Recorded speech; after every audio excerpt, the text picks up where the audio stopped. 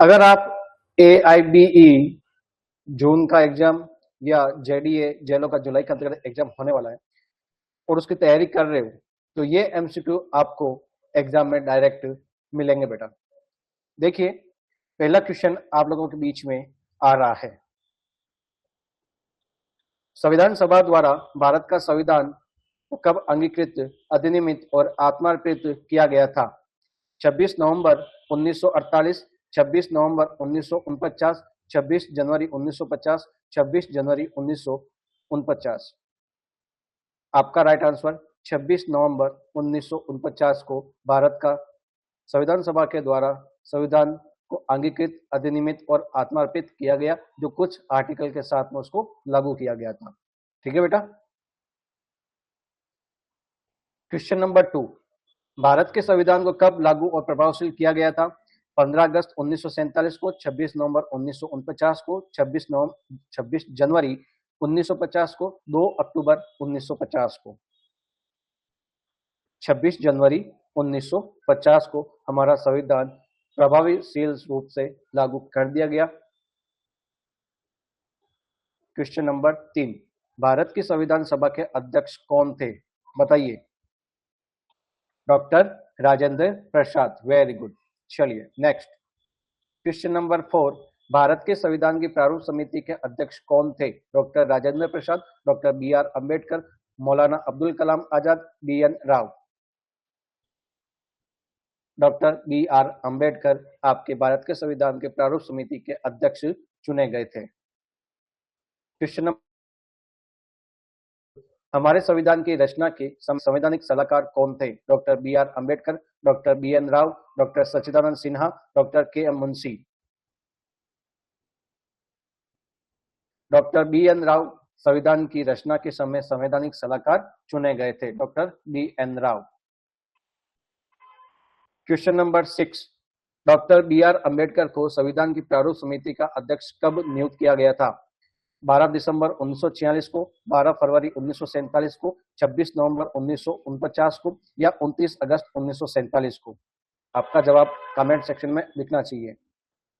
29 अगस्त 1947। Very good Rakesh ji. Question number 7, अंतिम और परम अल्टीमेट संप्रभुता किसमें निहित होती है?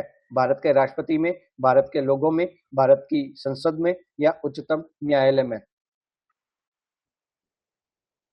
भारत के लोगों में। Very good. People of the India, we the people of the India. Question number 8, विधिक संप्रभुता किसमें निहित है? Where does the legal sovereignty लाई?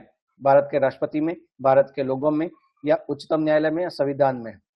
विधिक संप्रभुता आपकी किसमें निहित होगी? कॉन्स्टिट्यूशन में। क्वेश्चन नंबर 9, भारत के संविधान की संरचना, the structure of constitution of India, स्वरूप से संघात्मक होते हुए भी आत्मा से एकात्मक है और प्रारूप में परिसंघी होते हुए भी भाव में एकात्मक है। Federal in form but unitary in spirit और federal in structure but unitary in essence. विशुद्ध संघात्मक फेडरल, प्योरली फेडरल है या प्योरली यूनिटरी है या प्रारूप में एकात्मक एवं प्रभाव में है? आपका जवाब लिखना चाहिए यहाँ। अब बराबर दिखाई दे रहा है ना? चलिए बोल दिया करें। एकात्मक स्वरूप में संघात्मक होते हुए भी आत्मा से एकात्मक और प्रारूप में परिसंगी होते हुए भी भाव में एकात्मक होता है। ठीक है, ये आपका राइट आंसर। चलिए नेक्स्ट क्वेश्चन की ओर। भारत का संविधान, द कॉन्स्टिट्यूशन ऑफ इंडिया, लिखित में है, संसदात्मक प्रणाली युक्त है, संपूर्ण प्रभुत्व संपन्न समाजवादी पंथ निरपेक्ष लोक तंत्रात्मक गणराज्य है या उपरोक्त सभी? All of the above. Preamble उद्देशिका से ये क्वेश्चन पूछा गया है बेटा।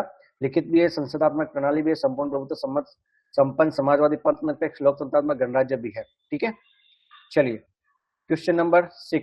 क्वेश्चन नंबर 11, भारत के संविधान की उद्देशिका किन शब्दों से आरंभ होती है? हम भारत के लोग, हम भारत के नागरिक, हम भारतीय जनता, हम भारतीय लोग। We the people of India. Right answer 1।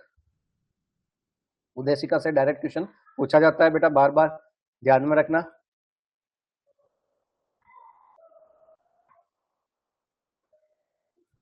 किस मामले में भारत के संविधान के उद्देशिका को संविधान का अभिन्न अंग माना गया? In which case was the preamble of the constitution of India considered an international constitution?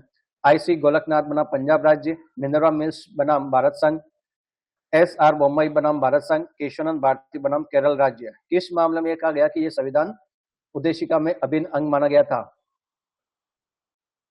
Keshavananda Bharti versus Kerala राज्य के वाद के अंतर्गत। ठीक है बेटा। क्वेश्चन नंबर 13, संविधान का मूल ढांचा के सिद्धांत का प्रतिपादन सर्वप्रथम किस मामले में किया गया था?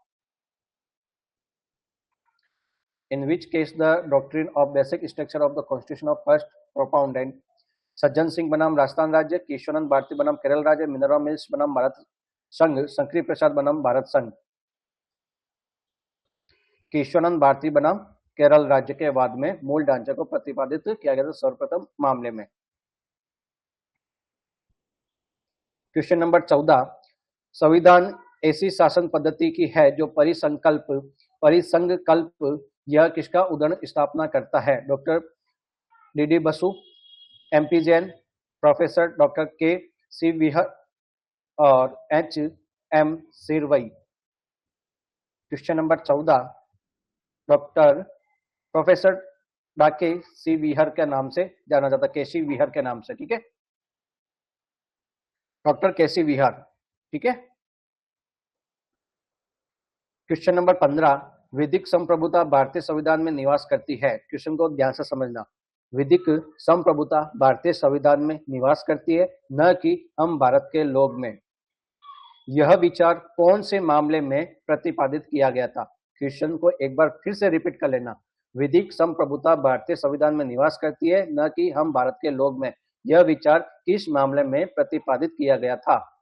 शंकरी प्रसाद बनाम भारत संघ, आई.सी. गोलकनाथ बनाम पंजाब राज्य, सज्जन सिंह बनाम राजस्थान राज्य, या केशवानंद भारती बनाम केरल राज्य। केशवानंद भारती वर्सेस केरल राज्य के वाद में। भारत के संविधान के उद्देशिका में समाजवादी और पंथ निरपेक्ष शब्द संविधान के कौन से संशोधन के द्वारा स्थापित किए गए थे? अंत स्थापित किए गए थे बेटा। प्रथम संशोधन के द्वारा, 39वें संविधान संशोधन के द्वारा, 42वें संविधान संशोधन के द्वारा, या 44वें संविधान संशोधन के द्वारा? 42वां संविधान संशोधन के द्वारा। ठीक है। क्वेश्चन नंबर 17, भारत के संविधान के उद्देशिका के मूल पाठ का उद्देश्य क्या है? सभी व्यक्तियों को मूल अधिकार प्राप्त करना, भारत के नागरिकों को उनके मूल कर्तव्य याद दिलाना, सरकारी कर्मचारियों और अधिकारियों को सुरक्षा प्रदान करना, व्यक्ति की गरिमा, राष्ट्र की एकता और अखंडता को बनाए रखना।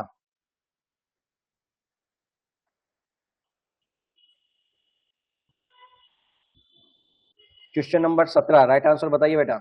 व्यक्ति की गरिमा एवं राष्ट्र की एकता अखंडता को बनाए रखना, राइट आंसर 4। क्वेश्चन नंबर 15, सामान्य परिस्थितियों में भारत का संविधान संघात्मक है, परंतु आपातकाल में और राष्ट्र हित एकात्मक हो जाता है, विचारधारा के अंदर 12 में भी की गई, जिसके अनुसार भारत यह के द्वारा प्रतिपादित का संविधान अर्ध संघात्मक प्रकृति का है। प्रोफेसर डॉक्टर वियर के मामले में, बी.आर. अंबेडकर, एच.एम. सिरवई, या डी बसु के बाद में? बताइए। ये आपके कॉन्स्टिट्यूशन फॉर्मेशन और प्रीएम्बल के रिलेटेड क्वेश्चन है बेटा, डॉक्टर केसी वियर के मामले में। ठीक है, एक राइट आंसर। निम्नलिखित कथनों में से कौन सा कथन सही है? Which of the following statement is correct? Bharat का संविधान संघात्मक पद्धति पर आधारित है, परंतु इसमें केंद्र शक्तिशाली होता है। भारत में संसदीय पद्धति को अपनाया गया है। भारत के संविधान के अनुच्छेद 368 के अंतर्गत इसके प्रावधानों को संशोधन किया जा सकता है, परंतु संविधान के मूल ढांचे में संशोधन नहीं किया जा सकता। उपरोक्त सभी right answer, all of the above. Question number 20, निम्नलिखित कथनों में से कौन सा कथन गलत है? Which of the following statement is incorrect? यद्यपि भारत का संविधान कठोर है, तथापि पर्याप्त लचीला भी है। भारत में स्वतंत्र न्यायपालिका और न्यायिक पुनर्विलोकन है। भारतीय संविधान विस्तृत रूप से रचित और लिखित संविधान है। उपरोक्त में से कोई नहीं। ये सभी राइट है बेटा, तो उपरोक्त में से कोई नहीं। कोई भी कथन है जो गलत नहीं है। क्वेश्चन नंबर 21, संघात्मक पद्धति के मुख्य घटक होते हैं। The main components of a federal systems are, केंद्र और राज्यों के बीच शक्तियों का विभाजन, लिखित संविधान होना और संविधान की सर्वोच्चता, स्वतंत्र न्यायपालिका और कानून का शासन, और उपरोक्त सभी, ऑल ऑफ द अबव।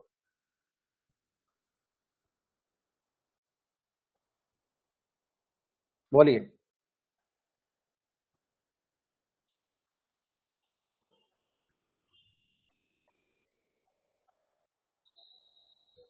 उपरोक्त सभी, राइट आंसर क्या हो जाएगा बेटा? Fourth number. केंद्र और राज्यों के बीच शक्तियों का विभाजन, लिखित संविधान का होना, संविधान की सर्वोच्चता है, न्यायपालिका और कानून का शासन इंडिपेंडेंट रूप से है। क्वेश्चन नंबर 22, मूल अधिकार होते हैं। फंडामेंटल राइट आर, विधिक अधिकार, संवैधानिक अधिकार, विशेष अधिकार या आंतरिक अधिकार। Legal right, constitutional right, privileges या एब्सोल्यूट राइट। संवैधानिक अधिकार होते हैं अमुक प्रतिबंधों सहित। चलिए, क्वेश्चन नंबर 23, भारत के संविधान के बारे में इनमें से गलत कथन कौन सा है? दोहरी नागरिकता, शक्तियों का विभाजन, वयस्क मताधिकार, निवारक निरोध। ड्यूल सिटीजनशिप, दोहरी नागरिकता आपके भारत में संविधान में नहीं पाई जाती है। ठीक है, तो कहां पर है कमेंट सेक्शन में जरूर बताइए। अमेरिका है या ऑस्ट्रेलिया है, बताइए। वयस्क मता क्वेश्चन नंबर 24, वयस्क मताधिकार को भारत के संविधान में समुचित स्थान दिया गया, जिसके अनुसार प्रत्येक नागरिक वन की आयु में जिसने प्राप्त कर ली उसे उसे वोट देने का संवैधानिक अधिकार मिल जाता है। प्रत्येक नागरिक की आयु कितनी जितनी प्राप्त कर ली है, क्या वो 16 वर्ष, 21 वर्ष, 18 वर्ष या 25 वर्ष? बताइए। 21 वर्ष की आयु प्राप्त करने पर उसको वयस्क मताधिकार करने का अधिकार मिल जाता है।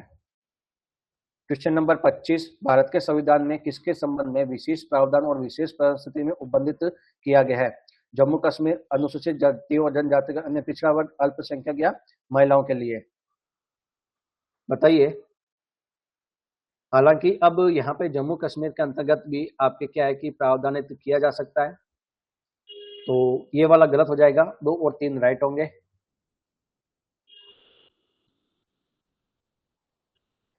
ठीक है, एक बार इसको होल्ड पे रखें या आप इसका 1 और 2 आंसर बताइएगा। 2 और 3 ठीक है आंसर होगा। फिर भी कमेंट सेक्शन में आप मेरे को बता दीजिए। ठीक है बेटा। भारत के संविधान की 8वीं अनुसूची में अब तक कुल कितनी भाषाओं को उपबंधित किया गया है?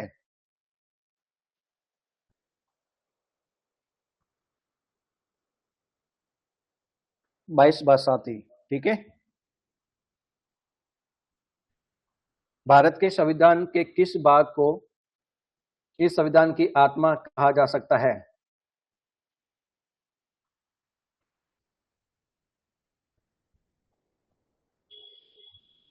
बताइए।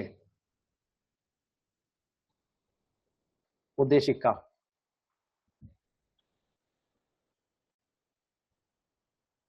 संविधान का अर्थान्वयन करते समय उद्देशिका को संदर्भित और प्रयुक्त कब किया जा सकता है? जब संविधान अधिनियमित और भाग असंदिग्ध हो, जब इसका अधिनियमित भाग अवैध हो, जब इसका अधिनियमित भाग संदिग्ध हो, इसका अधिनियमित भाग असंवैधानिक हो।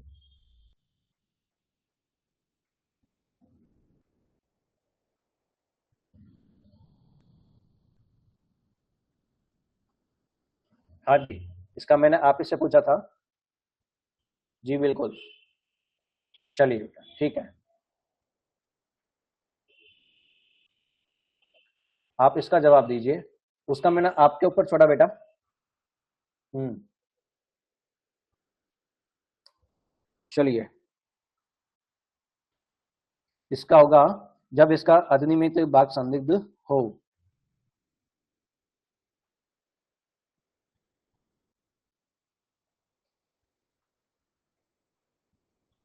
चलिए,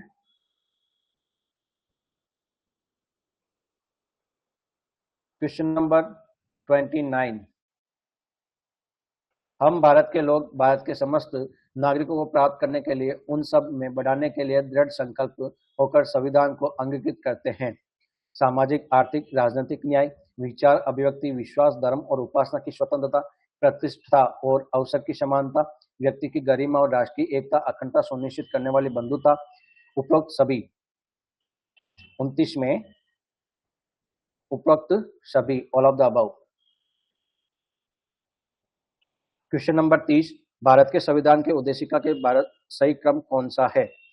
संपूर्ण प्रभुत्व संपन्न समाजवादी गणराज्य, समाजवादी पंथ निरपेक्ष गणराज्य, संपूर्ण प्रभुत्व संपन्न लोकतंत्रात्मक गणराज्य और संपूर्ण प्रभुत्व संपन्न समाज पंथ निरपेक्ष लोकतंत्रात्मक गणराज्य। संपूर्ण प्रभुत्व संपन्न समाजवादी पंथ निरपेक्ष लोकतंत्रात्मक गणराज्य वाला देश। ठीक है, चौथा आपका राइट क्रम के अंतर्गत बताया गया, राइट सीक्वेंस में है। ठीक है,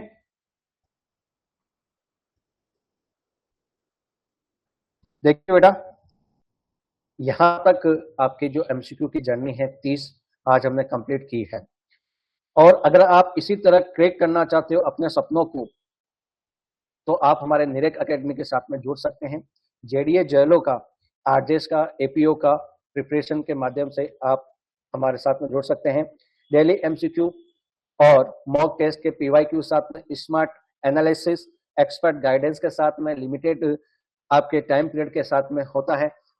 जो कुछ भी आप समझना चाहते हैं, जो कुछ भी आप पढ़ना चाहते हैं, आप हमारे निरेक एकेडमी के साथ में जुड़कर समझ सकते हैं, पढ़ सकते हैं और अपने आप को एक स्टेप आगे बढ़ा सकते हैं सफलता की ओर। ठीक है, तो अभी डाउनलोड करें निरेक एकेडमी और सिलेक्शन वाली प्रिपरेशन यहीं से स्टार्ट होती है जो आप अभी कर रहे हैं। ठीक है बेटा, फिर मिलेंगे। Thank you so much.